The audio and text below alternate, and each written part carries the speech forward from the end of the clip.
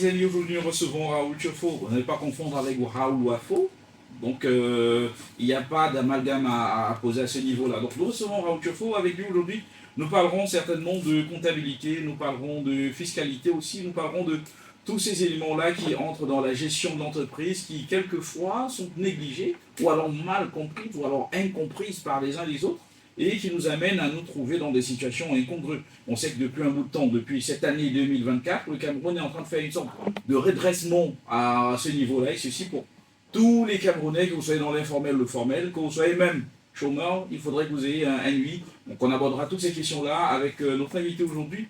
Et donc, comme d'habitude, elle est là, elle attend le moment, elle est prête à bondir. Donc, les amis, j'arrive, je fais un tour, j'arrive. Bienvenue Raoul, bonjour, vous allez bien? Très bien, bonjour. Voilà, bienvenue à Volume 3, ça n'a pas été difficile d'arriver. Non, ça n'a pas été difficile. D'accord, vous Je sentez suis bien? de retrouver. Très bien, très bien, très bien. D'accord, bienvenue dans la veille de toutes les façons. Et la veille va tomber chez vous tout de suite. C'est avec Nadine.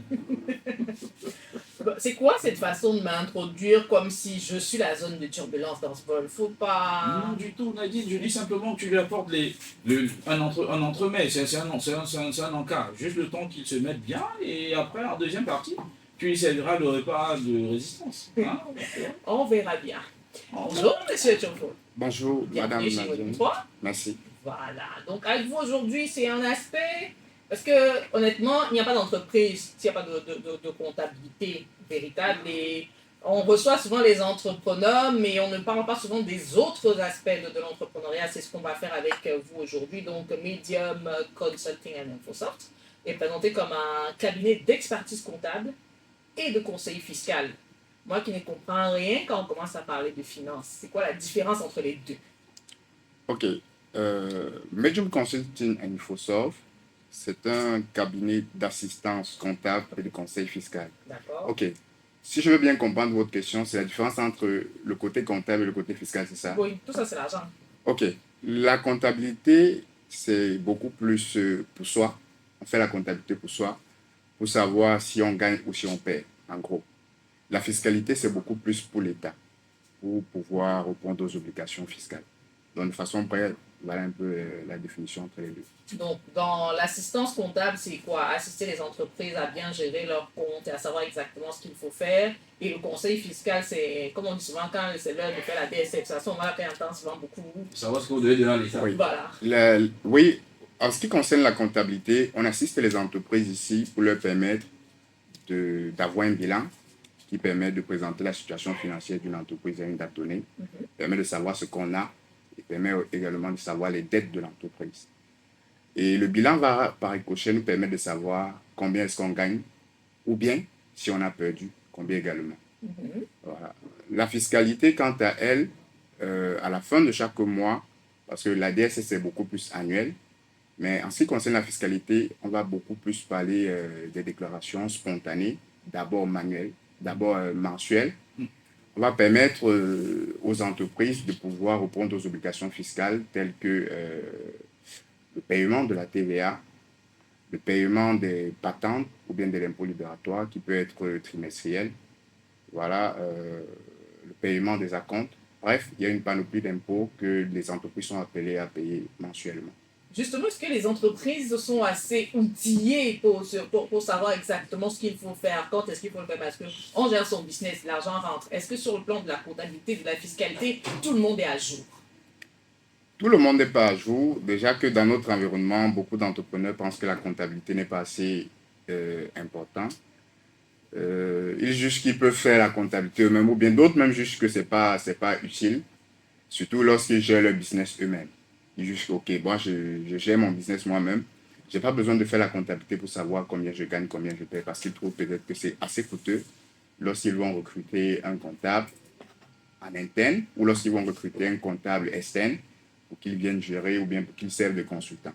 Est-ce que là, quand on va, permettez-moi de marquer la virgule, est-ce que quand on va sur la définition que vous avez donnée d'entrée, assez simpliste, c'est celui-là qui vient faire les comptes de ce que vous avez, de ce que vous avez comme dette, de vos avoirs, et de faire la différence avec les dettes, du moins de faire compter votre argent, en gros, simplement pour paraphraser ce que vous avez dit.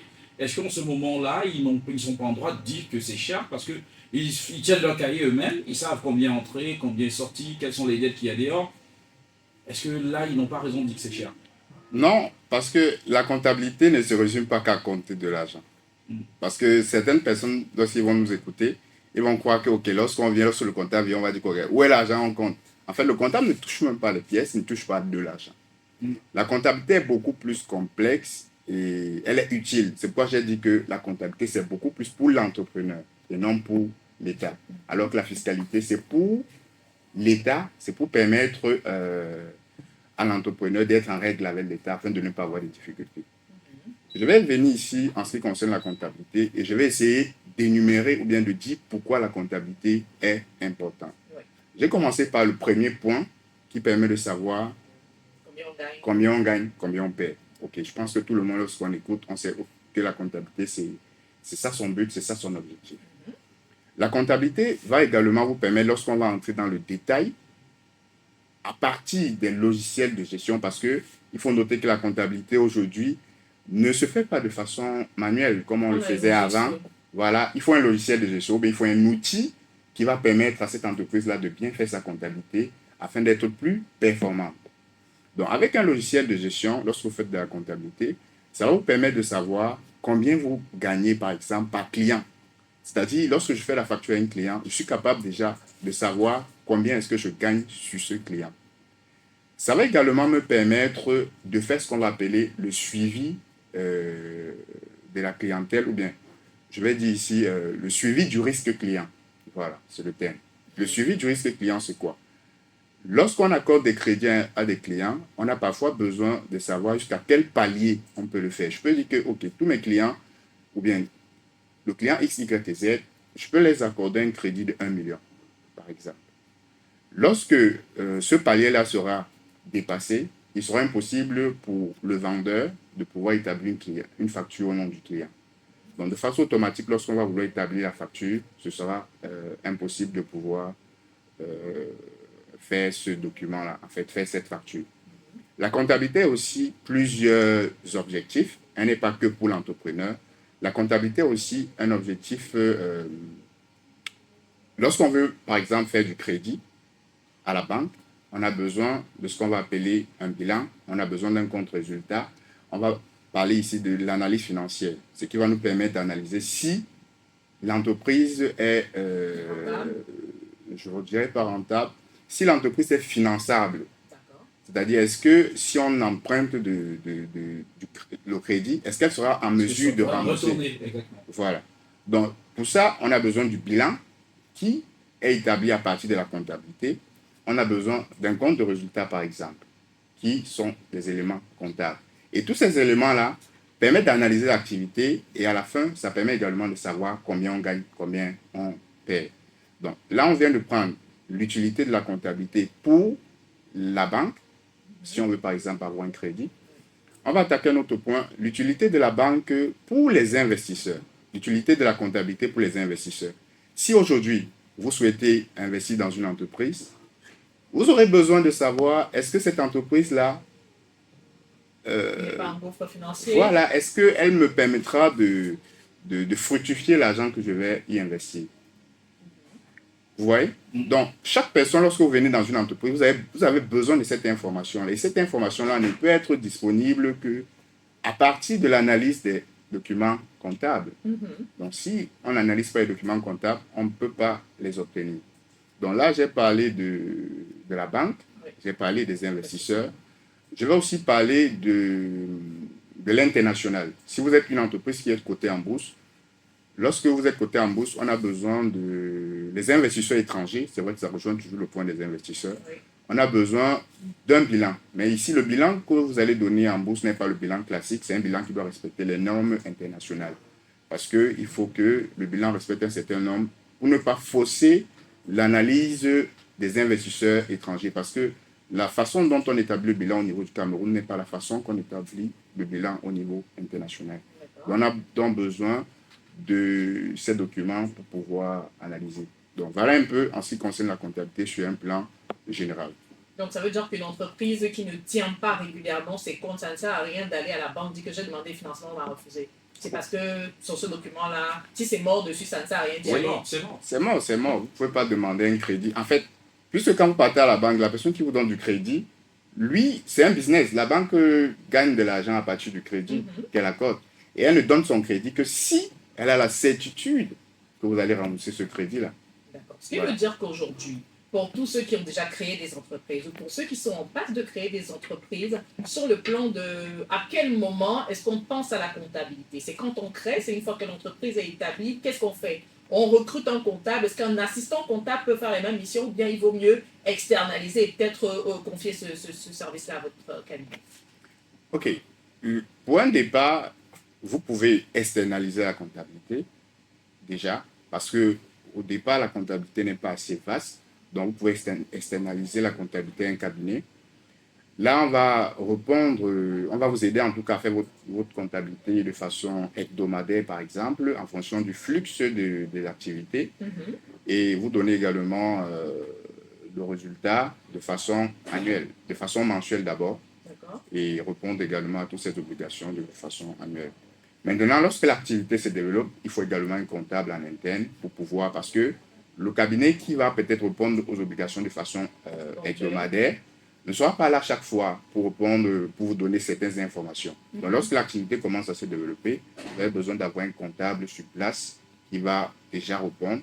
Mais là, vous aurez toujours besoin d'un cabinet, en tout cas. Donc, ça veut dire qu'avoir un comptable en entreprise n'exclut pas le fait de faire quand même appel à un cabinet pour ça. Effectivement. Donc, ça sert, on externalise alors une fois, non, ça sert alors quoi de recruter le comptable pour finir? Parce qu'on voit toujours la double dépense quand on est entrepreneur.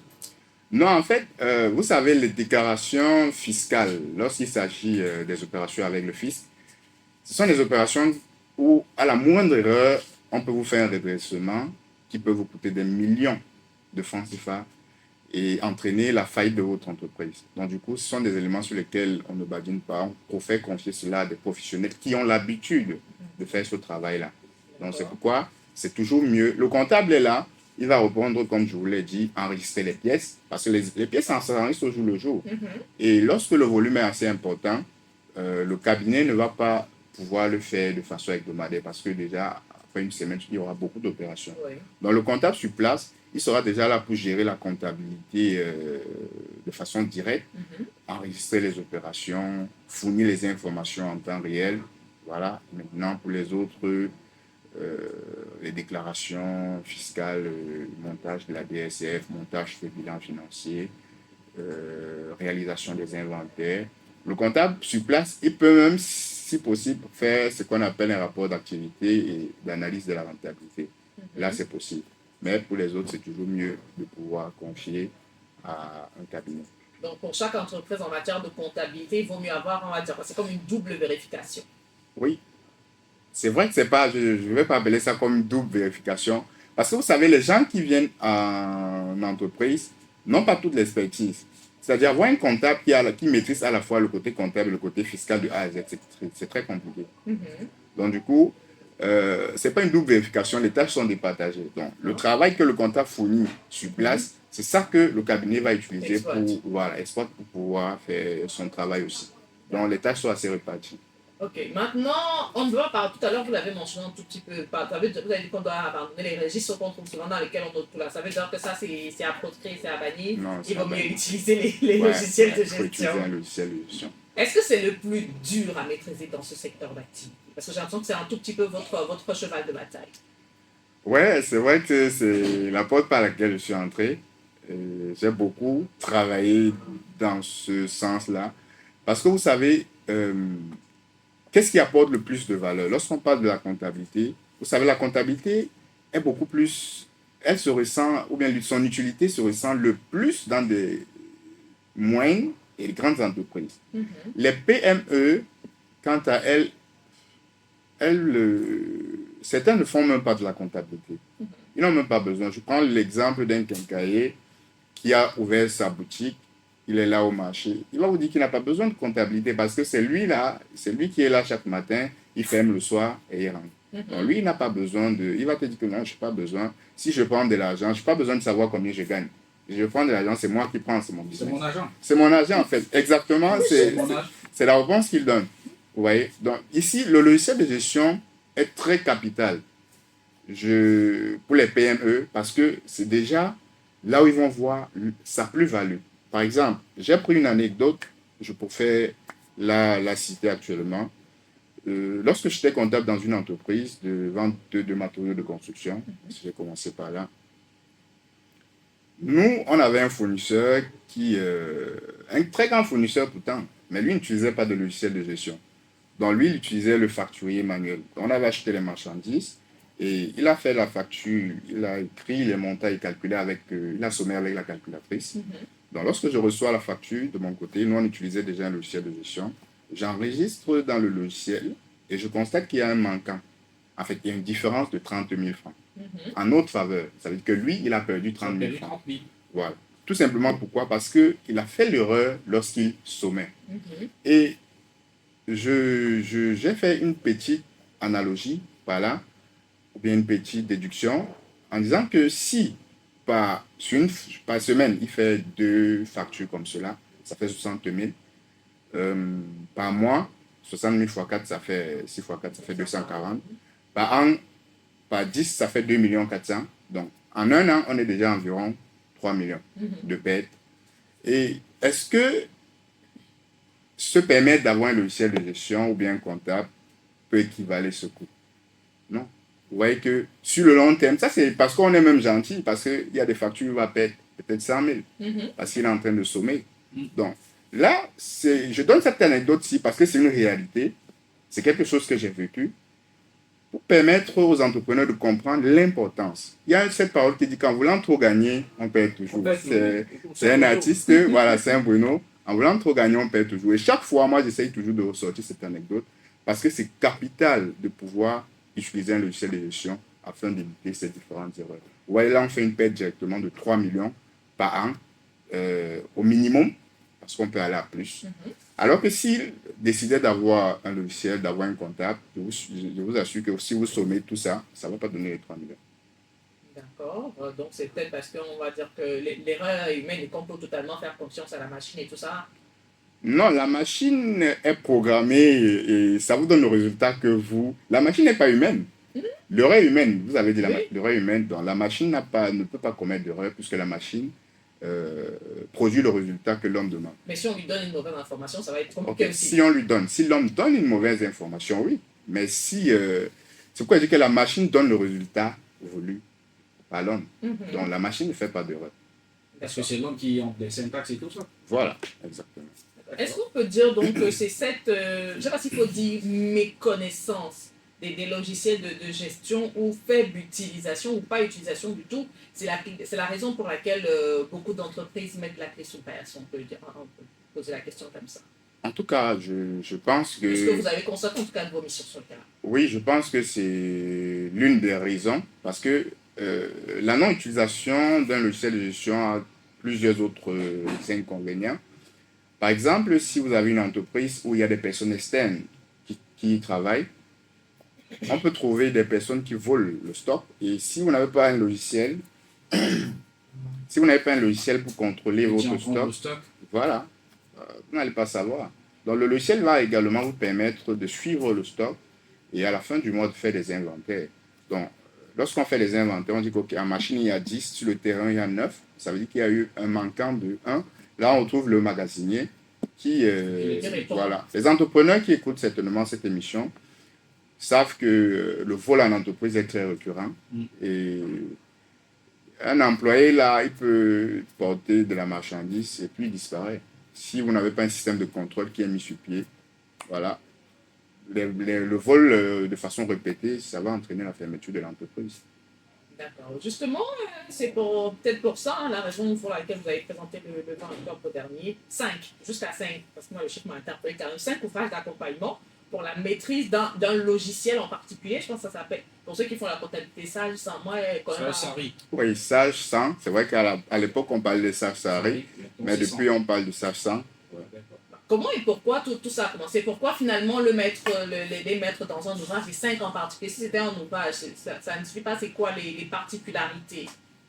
Ok, ça interpelle notre question. Pourquoi 5? Parce que depuis lorsqu'on parle de logiciel, en fait il s'agit d'un ERP. ERP, c'est en fait un logiciel. Et lorsqu'on parle de logiciel, on voit produit logiciel. Donc, un logiciel, c'est un ensemble de logiciels communiquant entre eux et se partageant les informations de façon simultanée. Donc là, on va parler, par exemple, tout à l'heure, on a parlé de la comptabilité. Donc, les entrepreneurs doivent certainement comprendre. Lorsqu'on parle de la comptabilité, c'est un logiciel. Et ça ne sert qu'à faire la comptabilité. À côté de la comptabilité, il y a ce qu'on appelle le logiciel de gestion commerciale. Lui, il va servir de logiciel de facturation. Maintenant, lorsqu'on facture dans le logiciel gestion commerciale, ça va balancer les informations au niveau de la comptabilité. Maintenant, il y a également un logiciel de saisie des caisses décentralisées pour la gestion des points de vente. Lorsque vous arrivez à Meno, par exemple, vous arrivez à DOF, ils vendent à partir d'un logiciel saisie des caisses décentralisées qui va permettre en fait de faire un suivi de la caisse et de vendre avec les petits tickets là. Oui, ça c'est saisie des caisses décentralisées. À côté de ça, il y a immobilisation, c'est aussi la comptabilité, ça permet de gérer les immobilisations telles que la voiture, une table comme ça lorsqu'on l'achète, il faut l'amortir avec le temps. L'immeuble, le bâtiment, les constructions, voilà. Les équipements. Voilà, les équipements. Donc, le logiciel immobilisation renvoie aussi ces informations dans la comptabilité. Après, ça fait combien déjà que j'ai cité? 4. Ok, il manque un dernier, donc je vais commencer. Comptabilité, gestion commerciale, saisie des caisses, immobilisation et... Qu'est-ce que j'oublie? Ok, ça je paye. Ça je paye. Pour la paye. Voilà, il la paye également. La gestion de la paye du personnel. La gestion de la paye du personnel. D'accord. Non, on ne peut pas utiliser un seul. C'est les 5. Non, non, il faut en fait, chaque logiciel... Dans ces 5 postes créés, alors qu'on ramène tout cela en un seul. Ouais. En fait, je vais encore un peu expliquer. Tous ces éléments-là, tous ces logiciels renvoient les informations au niveau de la comptabilité. C'est pourquoi on parle de logiciel. Dans la gestion commerciale, lui, il est là uniquement pour gérer le processus de facturation ou bien le processus d'achat, vente et stock. Ça, c'est la gestion commerciale. Et lorsque c'est fait, il faut que ça traduise tout ce qu'on a effectué dans le logiciel de gestion commerciale en langage comptable. Maintenant, ça va donc renvoyer les informations au niveau de la comptabilité. Le processus est le même pour tous les autres logiciels. Donc là, on va isoler 4 logiciels et le logiciel phare, c'est la comptabilité. Et la comptabilité va donc servir à tout ce qu'on a dit, produire un bilan financier, produire un compte de résultat, produire les notes annexes pour pouvoir envoyer aux investisseurs, envoyer à la banque, envoyer, si on veut, faire des cotations en bourse. Voilà. Allez les amis, on va retenir pour cette première partie, bien plus que cela, tout ce que je vais dire. Il y a pas mal d'informations qui ont été données. On retient qu'un système ERP, c'est Enterprise Resource Planning.